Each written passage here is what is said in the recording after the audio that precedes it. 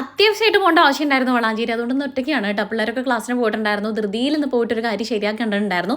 അപ്പോൾ അതുകൊണ്ട് തന്നെ നട്ടപ്ര വെയിലത്താണ് ഇറങ്ങിയിട്ടുണ്ടായിരുന്നത് കേട്ടോ. അപ്പോൾ അടുത്ത് എത്തിയപ്പോൾ അയ്യോ ഞാനും ഒരു പശു മാത്രമേ ഉണ്ടായിരുന്നുള്ളൂ. അത്രയും വെയിലുണ്ടായിരുന്നു കേട്ടോ. ഉച്ച നേരമായിരുന്നു പോയിട്ടുണ്ടായിരുന്നത്.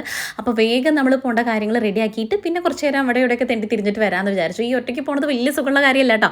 പിള്ളേരുള്ളെങ്കിൽ വലിയ രസമാണ്. അങ്ങോട്ടും ഇങ്ങോട്ടും മിണ്ടിയിട്ടും പറഞ്ഞിട്ടൊക്കെ ഇങ്ങോട്ട് പോകാമെന്ന് വിചാരിച്ചു.